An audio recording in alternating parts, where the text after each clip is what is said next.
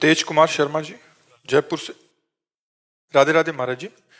महाराज जी, मैं खुद एक कॉरपोरेट जी महाराज जी मैं खुद एक कॉरपोरेट हॉस्पिटल में सीईओ हूँ महाराज जी। बट मेरे को एक थोड़ा सा एक डाउट है महाराज जी। बच्चे अध्यात्म में अच्छा कर रहे हैं, कभी लगता है उन्हें इसी ओर जाना चाहिए, फिर कभी असुरक्षा होने लगती है। बेटी अध्यात्म गायन करती है पर आगे नहीं बढ़ पाती। पूरा परिवार कोई आगे का आध्यात्मिक रास्ता नहीं खोज पा रहा। अध्यात्म को, कॉर्पोरेट लाइफ को और बच्चों का भविष्य कैसे सुनिश्चित करें? आज हम स्कूल के बच्चे खड़े थे तो बच्चों को दुलार करते हैं। जैसे स्कूल के बच्चे आए ना, एक शब्दावली जरूर बोलते हैं उनसे। जैसे छोटे बच्चे कुछ उपदेश करते हैं, 2 लाइन बोला था, उसी में पूरा अध्यात्म है। छोटे बच्चों को या विद्यार्थियों को सबसे पहले ब्रह्मचर्य पर दृष्टि देनी चाहिए। सबसे पहले अगर ब्रह्मचर्य सुरक्षित है तो स्मृति, शरीर बल, सब बल जागृत हो जाएंगे। ब्रह्मचर्य पर अपने बच्चों को शिक्षा देनी चाहिए, बिल्कुल मित्रवत बैठाल कर उनको शिक्षा। बच्चों को कहा कि तुम अपने ब्रह्मचर्य पर ध्यान देना। जो बच्चा तुम्हें गंदी बात सिखाए वो तुम्हारे लिए बहुत दुश्मन की तरीके, ऐसे बच्चों का संग न करना। कोई गंदी बात मोबाइल से ना देखना। और नाम जप के लिए हम उनसे कहा, अगर 10 मिनट राधा राधा बोलोगे, 10 मिनट, तो तुम देख लेना तुम्हारी पढ़ाई में उन्नति होने लगेगी। थोड़े शब्दों से बोल। तो अध्यात्म को समझने के लिए पहले नींव डालो बच्चों में। कोई, हमने उनसे कहा बड़े होकर कोई नशा मत करना, छोटे छोटे बच्चे, कोई नशा मत करना, ये गंदी बातें जो गर्लफ्रेंड बॉयफ्रेंड ये सब नहीं, ये नहीं। ये व्यभिचार प्रवृत्ति जो छोटे बच्चों में आ गई, ये बहुत हानिकारक है। तो अध्यात्म के लिए नाम जप अत्यंत अनिवार्य है। तो जैसे उनका पढ़ना भी अध्यात्म में अनिवार्य है। जो आधुनिक पढ़ाई है, ये अगर हम काखा गाघा ना पढ़े होते तो हम शास्त्र की बातें न सुना सकते थे। प्रणाम है उन गुरुदेव के जिन्होंने काखा गाघा सिखाया, जिन्होंने बड़ा की मात्रा, छोटी की मात्रा, ये सब सिखाया ना। आज वही काम आया ना शास्त्रों के। तो आधुनिक पढ़ाई व्यर्थ नहीं है, आधुनिक पढ़ाई जरूरी है। तो बच्चों को जो आधुनिक पढ़ाई है वो उनकी पूजा है। जैसे अर्जुन छात्र धर्म से युक्त है तो भगवान कहते युद्ध तुम्हारी पूजा है। तो बच्चों की पढ़ाई उनकी पूजा है, और उस पूजा को पूर्ण करने के लिए 10-15 मिनट माता पिता को चाहिए कि उन्हें नाम कीर्तन या नाम जप में लगावें। महाराज बहुत अच्छा गाती है और सब कुछ करती है, फिर भटक जाती। नहीं, भटकने का क्या स्वरूप आप दिया, उसके भटकने का क्या स्वरूप? बिल्कुल छोड़ देती है, बहुत अच्छा भजन करती है, बहुत। नहीं, छोड़ना तो नहीं चाहिए, गंदी बातें छोड़ना चाहिए, अच्छी बातें नहीं छोड़ना चाहिए। हम अपना एक समय बांधे। देखो, हम ये नहीं कहते कि बच्चे मनोरंजन करें ही ना, नहीं। कोई अच्छा धार्मिक सीरियल जो आपके साथ बैठ के देखा जा सकता है वो दिखाओ। ऐसे मोबाइल बच्चों को जो बड़े बड़े मिल गए हैं, स्मार्ट मोबाइल, और इधर उधर सर्च करने लगे तो बच्चों की बड़ी दुर्दशा हो रही है। आपको तो शायद नहीं पता हो, हमें तो प्रायः ऐसी घटना हमारे पास आती रहती बच्चों की, कि मतलब बड़ी दुर्दशा। एक मन अन्न जब हमारे उदर में जाएगा, एक मन अन्न 40 किलो, तब एक बार संतान उत्पत्ति करने योग्य वीर तैयार होता है।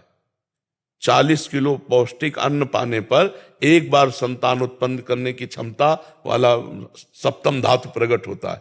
अब जो रोज 2 बार 3 बार इसको बच्चे छीण कर रहे हैं, उनको तो पता नहीं, तो अपनी जीवनी शक्ति, स्मृति सब नष्ट कर रहे हैं।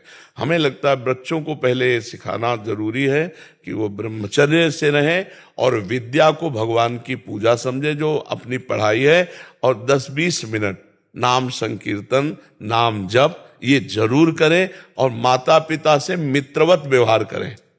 जैसे अपने दोस्त को हम हर बात बता देते हैं, ऐसे हम अपने माता पिता, और माता पिता को चाहिए कि बच्चे के ऊपर शासन प्यार वाला करे।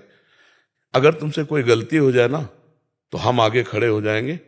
गलती करना मत, अगर गलती हो जाए तो तुम डरना मत, मुझे जरूर बता देना, मैं तुम्हें बचा लूंगा। ऐसे बच्चों से बात की जाती है। आजकल माता पिता ऐसी उद्दंडता करते हैं जो बच्चों को संभाल नहीं पाते। फिर बच्चे ऐसी समस्या में फंस जाते हैं कि उनको एक ही रास्ता दिखाई देता है, शरीर को। तो इसलिए बहुत संभाल के, ये हमारे देश के भविष्य हैं, जो बच्चे बच्चियां हैं ये देश के भविष्य हैं। इनको सुंदर पढ़ाओ, ये पूजा है आपकी, इनको पढ़ाओ। अच्छा, वृक्ष को जैसे हम सेट करते हैं वैसे ही उसका स्वरूप आ जाता है, बांध करके उसको ऐसे ऐसे इनको हमारे दृष्टि में होना चाहिए। तुम्हें मोबाइल चेक करना चाहिए बच्चों के, पर बड़े चतुर हैं, पूरा उसका डेटा ही उड़ा देंगे, ऐसे बच्चे हैं।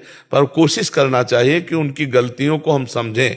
स्कूल जाना चाहिए, मास्टर से मिलना चाहिए और बच्चों से मिलना चाहिए, क्या चरित्र इसकी जांच करना चाहिए, क्योंकि छोटे छोटे बच्चे चरित्रहीन हो रहे हैं।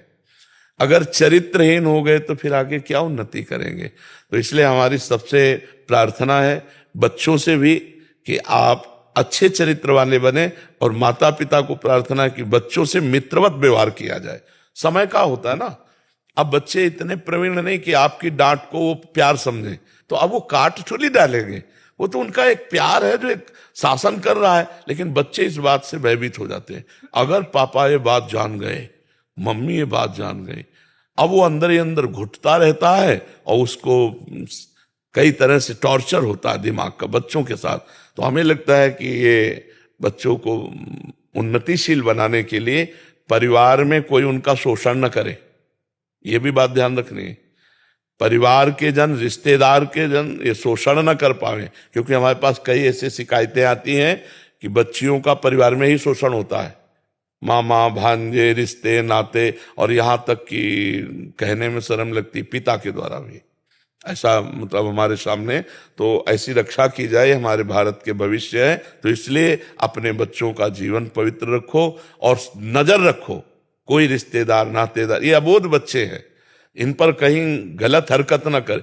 हमें लगता है कि हफ्ते में 1-2 बार तो बच्चों के साथ बैठना चाहिए, एकांत में खवा पिया के हंसी खेल करते हुए आज हम लोग बातें करते हैं। फिर उसको कहीं तुम्हें कोई मित्र ऐसा, कहीं कोई रिश्तेदार नातेदार कोई ऐसा, बिल्कुल खुल के बोलो, हम तुम्हारे दोस्त की तरह। ऐसे बच्चों को प्रेम देना चाहिए। अगर वो फेल हो जाते हैं तो हम मित्रवत व्यवहार उस समय करें, कोई बात नहीं, हम फिर मेहनत करके पैसा लगाएंगे, आप पढ़ने में ध्यान दीजिए। इस बार कमजोर पढ़ाई की, हमें लगता है इसलिए फेल हो गए, आप प्रयास कीजिए। अब जैसे फेल हो गए और ऐसा, अब वो बच्चा छोटा सा, छोटा दिमाग, वो फिर कोई न। महाराज जी ये दो ही मुख्य कारण है महाराज जी। एक तो है जो पढ़ाई आदि में असफल हो गए, फिर घर में ये, और दूसरा बाहर रहते हैं बच्चे तो दोस्ती हो जाता है कहीं, तो फिर वो घबराते हैं क्योंकि घर में ऐसा बताएंगे। तो जैसे आपने बोला मित्रवत व्यवहार रहेगा, और दूसरा उनको जब असफल होने पे भी उत्साह मिलेगा कि नहीं तुम आगे और बढ़ो, तो एक बहुत अच्छा। हाँ, और जैसे 10 मिनट बैठ करके सत्संग सुनाओ, 10 मिनट अगर हम सत्संग सुनाएंगे रोज बच्चों लायक, जैसे ब्रह्मचर्य पर है, मित्रता पर है, कई ऐसे चैप्टर हैं, मन पर है, आपका मन आपको परेशान कर रहा हो तो कैसे बचना चाहिए, आखिरकार मन को शांति के लिए क्या करना चाहिए, आपके अंदर ये बहुत ओवर थिंकिंग बढ़ रही तो हमें क्या करना, इन सब पर चर्चा हो चुकी है। तो ऐसे सर्च करके और बच्चों को सुनाना चाहिए, थोड़ी देर सत्संग सुनाना चाहिए, तब बात बनती। और बच्चों को शिक्षा देनी चाहिए, रोज उठकर पैर छुओ, मम्मी के पैर छुओ, ऐसे कहना चाहिए, बच्चों को लगाना चाहिए। हम लोगों को सिखाया गया था, इस सुबह उठो, पहले हाथ के कराग्रे वस्ते लक्ष्मी कर वद्दे, पृथ्वी माता के पैर छू, फिर उठकर पिताजी माताजी सब बड़े जनों के पैर छू। ऐसा भगवान भी करते थे।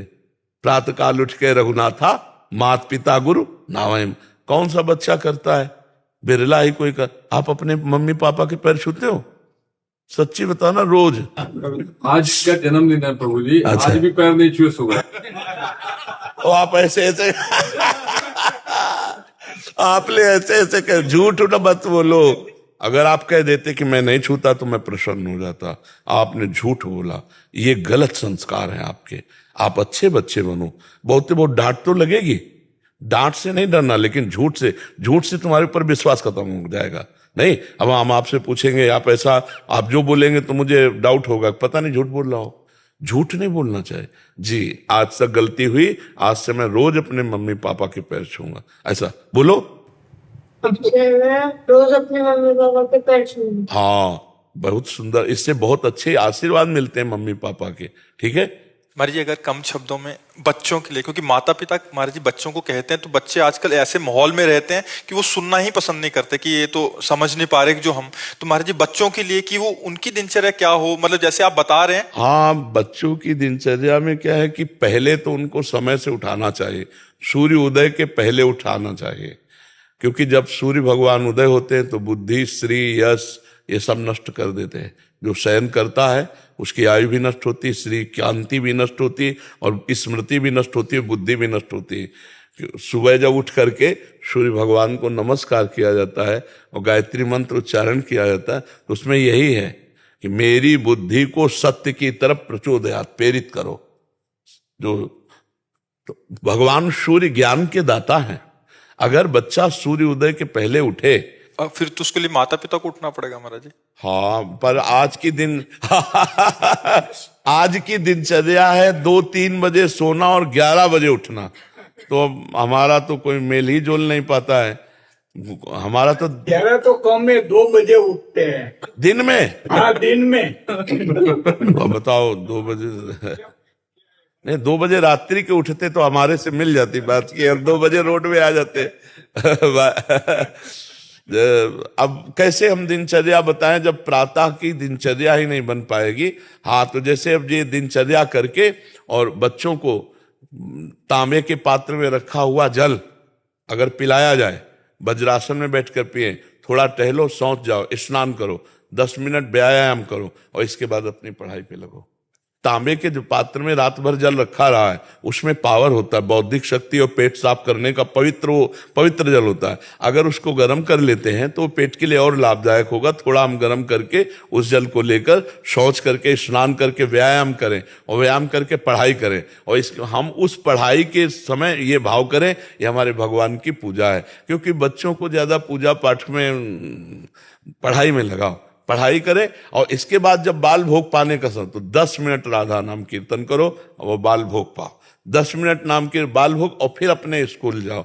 मोबाइल आदि दे तो उनकी सावधानी रखे, और शाम के शयन करते समय बच्चे को चाहिए 10 मिनट भगवान नाम स्मरण करते हुए ये देखे कि हमसे आज कौन सी गलती हुई, और वो उस गलती को बार बार सोचे कि आगे से ये गलती नहीं होगी। अगर वो नहीं समझ में आ रहा तो अपनी गलती माता पिता से बतावे, तो माता पिता उसको समझावे। पर बात यहाँ यही फंसती है कि माता पिता नहीं सुधार पे चल रहे, नहीं भजन कर रहे, ना अध्यात्म को समझ रहे, ना दिनचर्या। अब जैसे बच्चा है और वो गर्भ में है और फिर सहवास करते हैं, फिर मैथुन करते हैं, तो उस बच्चे के ऊपर ऐसे काम के संस्कार जागृत होंगे कि वो जन्मई से कामांध होगा, आप ये समझ लो। और उसके ऊपर बहुत खूब प्रभाव पड़ता है। जिस दिन से गर्भ हो जाए उस दिन से माता पिता को ब्रह्मचर्य रहना।